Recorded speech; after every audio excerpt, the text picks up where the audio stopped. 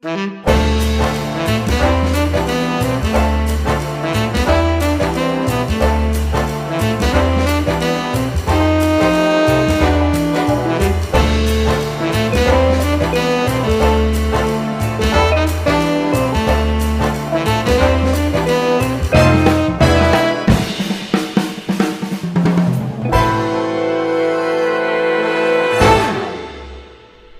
everybody, and welcome back to the Family Meal Podcast. My name is Grace. Thank you so much for tuning in today.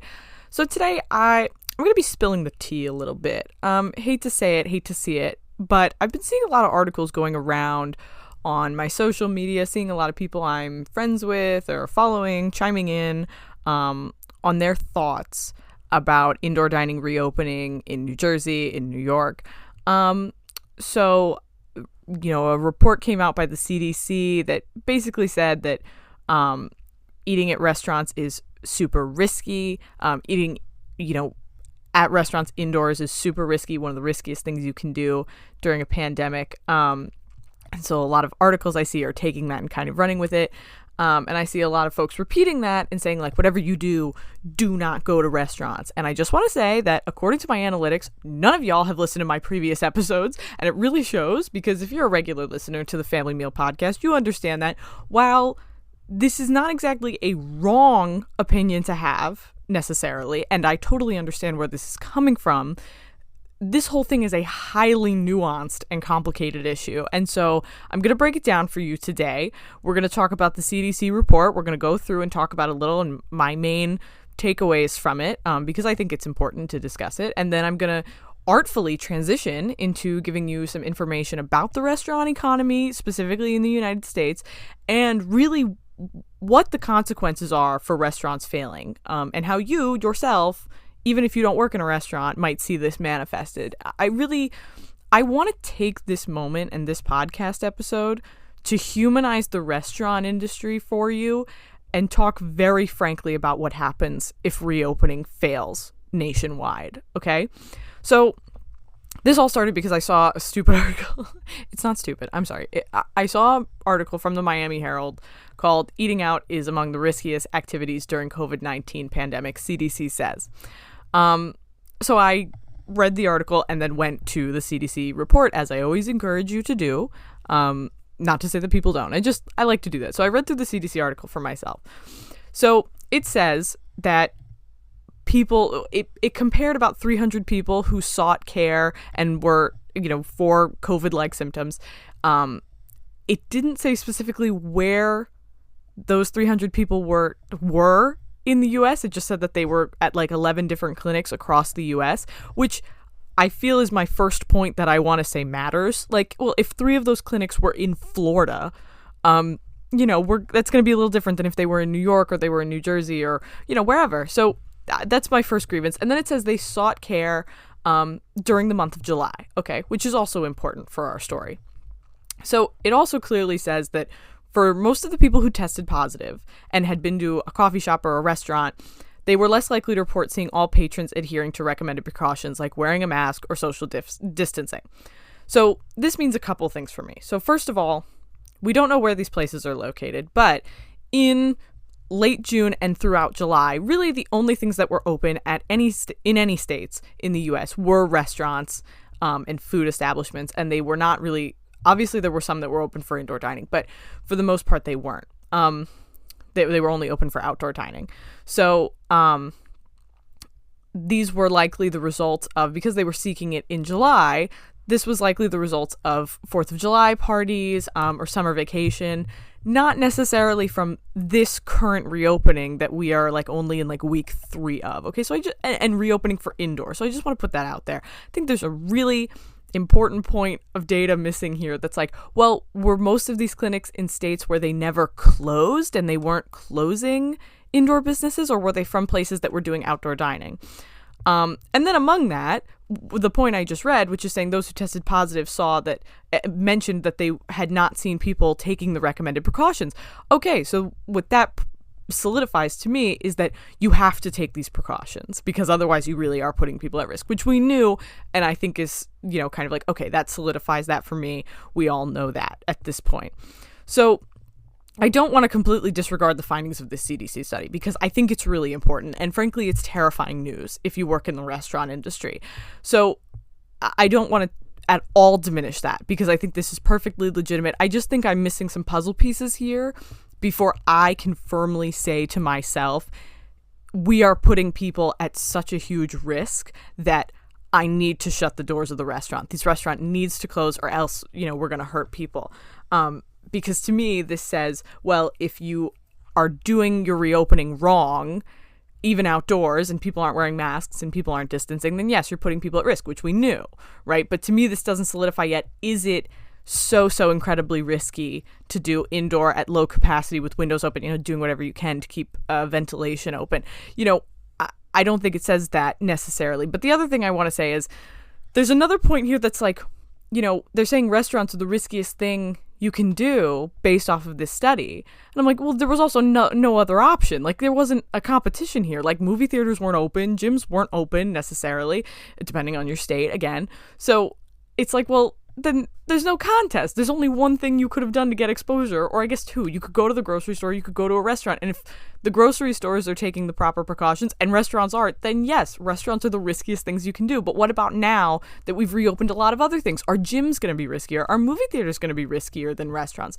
I have no idea, but that's more what I'm interested in. How risky is going to a restaurant in comparison to these other things that are similar? It's easy to say it's the riskiest when it's the only thing like that poses any risk at all.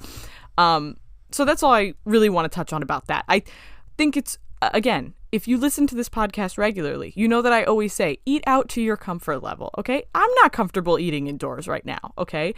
I'm not trying to say, oh, everybody should just get over this and eat indoors. I think you should eat out to your comfort level. I ate at a restaurant outside just last night, and I was a little uncomfortable, but I felt good. I felt like, what, I'm okay. I'm outside. I was cold, which was not fun, but I was doing okay. I was fine with it, and I'm very comfortable getting takeout from restaurants. So do what makes you feel comfortable. I don't want this to sound pressuring. I'm not criticizing people who don't feel comfortable eating at restaurants in some capacity. I just want to talk about the repercussions of this rhetoric, like restaurants are the riskiest places you can go. Do not under any circumstances go.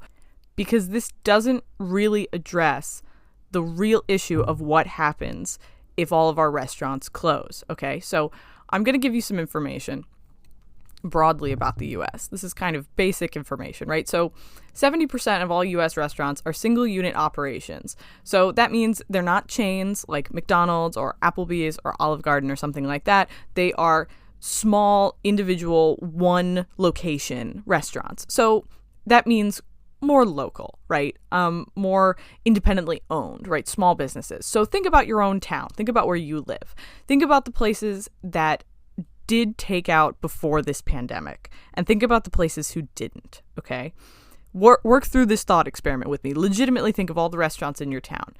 Think about where you don't really see people ordering from right now, or you yourself aren't really ordering from right now. It might be a dine-in place that you used to go to frequently, but now they're kind of doing takeout, and you don't really know how that's going to be like their food takeout, so you just haven't really done it, or it's a little expensive for takeout. Like, you don't really want to. So think about that, and then think about when it's December, and you can't dine out anymore. You can't sit outside.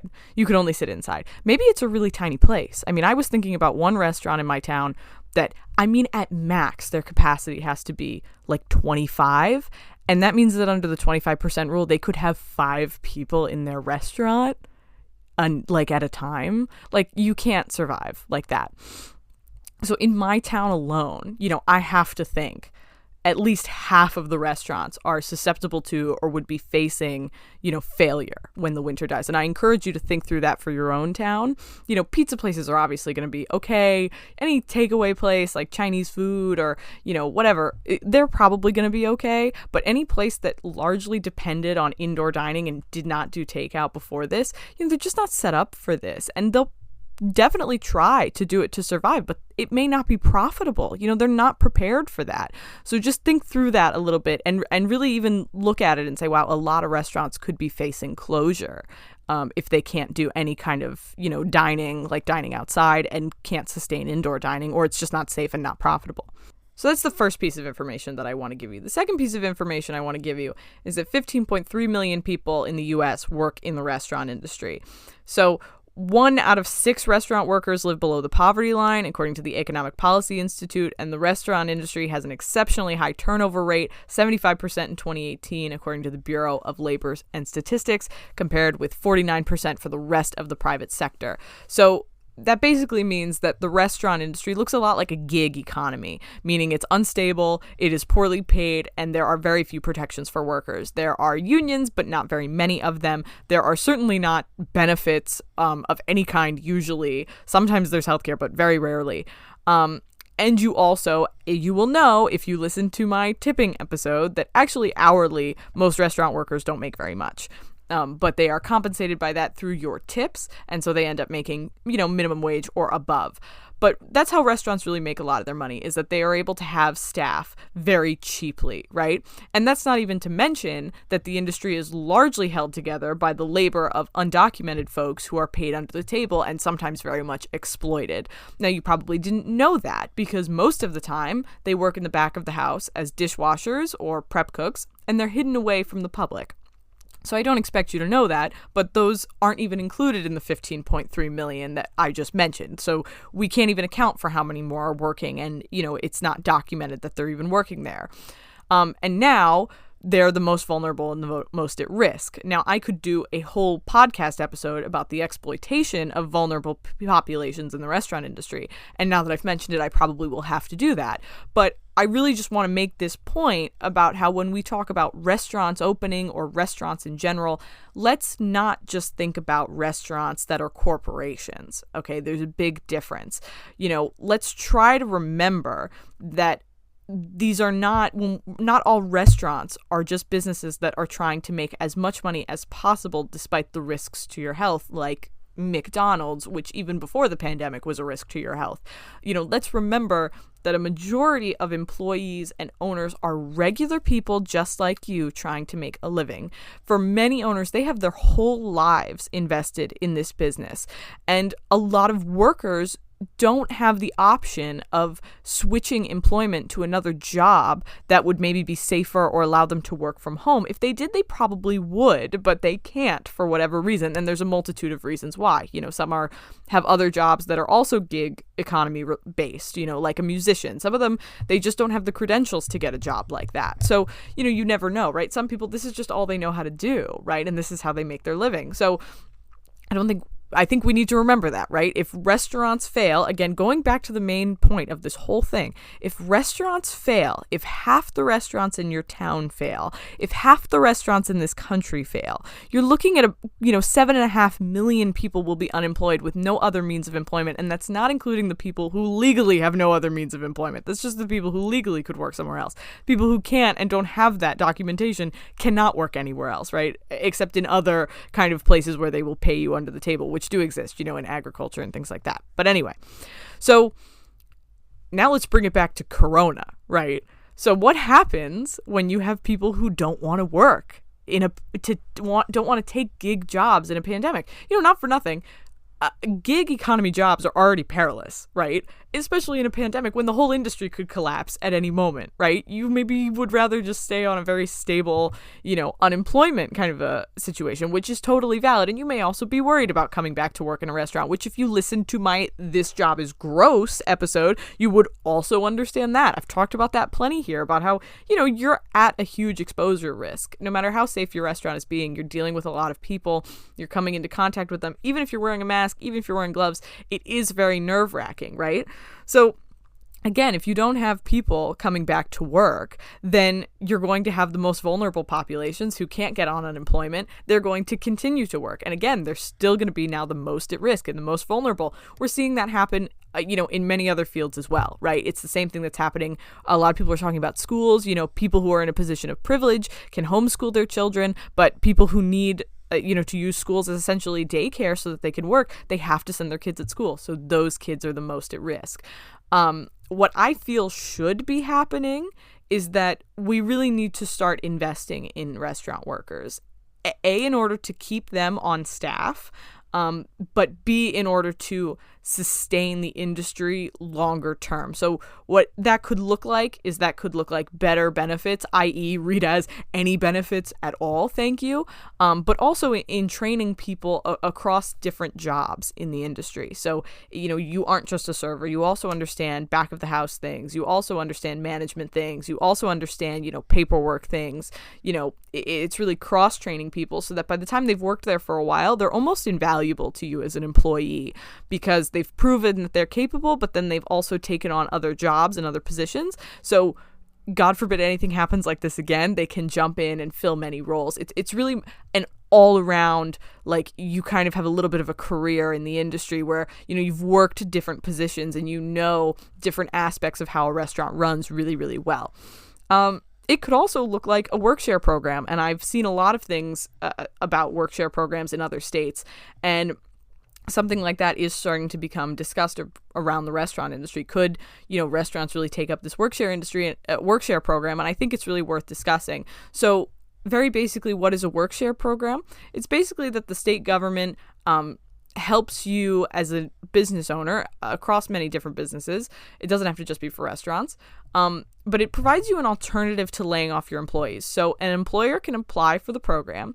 And the advantage is that instead of saying, I can't afford to keep all 10 members of my staff employed, I can only afford 5, right? Or whatever. You can apply for this program and say, listen, I'd like to keep all 10 of these employees on staff. And the government will say, okay, you can keep all of them employed, but they all have to work less hours. But we will allow those employees to get part-time or some short-term unemployment benefits to cover the loss in hours. So they basically make the same money. But since they're still technically working for you, they're still eligible to have any health insurance they have for you or any pension coverage or whatever other benefits they receive from their employer.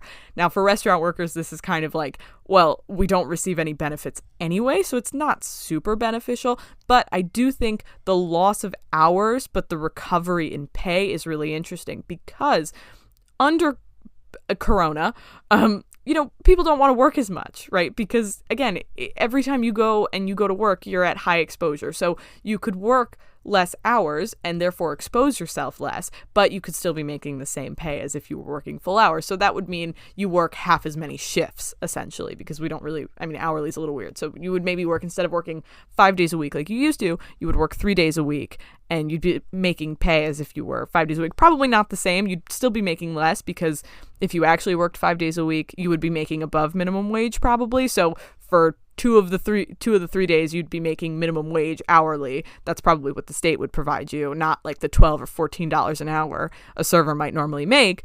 So you'd only make minimum wage on those days, but you'd be able to make, 12 to 14 hours that you normally would on the 3 days you work. So it's kind of a wash, but it's better than nothing. So I think it's a good option for employers. I think it's worth looking at because it really does let you keep your staff employed. And I think that's important, especially when I said this investing in staff, right? Investing in workers and thinking of this really as something that is a career for them and is a profession. Ideally, my pie in the sky dream is that this shifting in attitude, investing in workers and in thinking a little bit more highly and more empathetically about workers. That's really what I hope you've taken out of this. I hope this has humanized the restaurant industry for you. I hope this podcast overall does that. But I hope that this change in the way we look at it, changes the way we think about restaurant work and changes the culture around it. Ideally, in other countries, this is seen as a profession. You work your way to the position you're in. You start as a lowly busboy and you work your way up to maitre d' and you make big money for that. And there's a respect that comes from that because you earned that position. To be in a nice restaurant as a maitre d' or as a head waiter, it is a certain amount of, wow, you've risen above the ranks and you have shown that you are talented at what you do. And I would love to see that kind of respect for the job come here. Do I think that's possible? I'm kind of up in the air about it. I think it starts with not thinking of these jobs as collateral damage. I understand the feeling that no one should be going to restaurants. No one should be, doing X, Y, and Z. And it's totally fine if your opinion is that, a a lot of industries are going to be hurt by this pandemic. And if restaurants close permanently, such is life, and that sucks. If that's your opinion, you're entitled to have it. I may disagree with it, but I think it's easy to think that way because we always don't think very highly of restaurant servers, and I think we take restaurants for granted a lot. So this kind of a change in the way that we think about restaurant workers starts with not just thinking of these jobs as collateral damage in an economic recession or in a pandemic. And it starts with no longer thinking of restaurant staff as the servants you've hired for the evening to wait on you hand and foot. And it starts with employers really investing in their staff in the long term and providing them benefits and providing them stability, in this career. And, maybe this is the time for that culture change. I'm not sure. I would love to see it. And I certainly think there's the potential for that. And it will be interesting to watch it. I will say from my own personal experience, I am seeing signs of it. In my own experience, this didn't happen to me, but it happened to somebody else I was working with. They received a $100 tip on their bill, and somebody said to them, "Thank you for being here and for working," which to me was very like, wow, you understand that this is a person who is working and putting their health at risk and their family's health at risk for you to have a nice evening. So that was really cool. And then, we also had a little bit of a COVID scare. Nothing bad. Everything was fine. Everybody's healthy. But we did have to call people and let them know, we're canceling your reservation and here's why. And a lot of people were saying, well, I hope that person's okay. Are they feeling okay? Are they fine? Is everything all right? People were concerned about the staff member who was, potentially ill, she says while she coughs, and worries everybody. I'm very dry. I've been talking for a while now. So I think there's hope, and I would love to see that kind of change come to the industry. I would love to see that kind of respect for this career and this profession come to the industry. I do think it's a skill. I don't think everybody can do it. And I'm not just saying that because I'm conceited and I think I'm good at what I do, but I am saying it because I think it's true.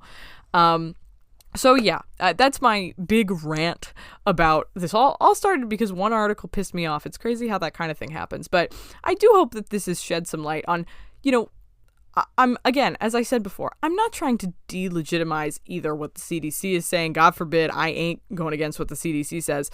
And I'm also not trying to delegitimize, the concerns about eating indoors, especially because I totally understand the fear of eating indoors. I share it with you. I share concern about it being safe, and I only want for people to be safe. But I want you to remember that not every restaurant is just trying to make money off of you and is willing to risk your health to do that. Some restaurants do really care. They are trying their best. As I said in my last episode, our necks are on the line. Do you think we want to ruin this? No, we don't want an outbreak because then we lose our livelihoods. We lose our jobs. We lose our whole investment of everything we have. Of course we don't want this to end. Of course we want reopening to be successful, right? And we want you to come out and have a good time, and we want you to feel good about yourself too and continue to come back and support us. So I don't want to delegitimize anything about that argument. I just want to bring out the nuances that if this reopening fails, very frankly, you're looking at 15.3 million plus people we don't even account for losing their jobs. You're looking at, businesses, again, 75% of all businesses are small and locally owned. 50% of those may fail and never come back from that, So think about it through your own town. Think about it through the people you know. Think about it through the restaurants you know and love. And just remember that this is a complicated issue. So, as always, I will always encourage you, support restaurants however you feel comfortable, however you feel safe to do so, in whatever capacity that is, in whatever capacity you're capable of doing. But do not just let fear-mongering wreck the industry, because we may never come back from that. We may never recover from that. People won't want to get back into the industry. So, as always, thank you so much for tuning in to the Family Meal Podcast. Thank you for letting me rant, as always. I appreciate so much your support on this podcast and everything that I'm doing. Like I said, we have a long reopening ahead of us, so don't think that the episodes are stopping anytime soon. As always, be kind to your service industry workers, tip your servers, and your Uber Eats delivery drivers, and everybody well during this time. They need your help. And that's all for this week. I will see you in the next one. See you later.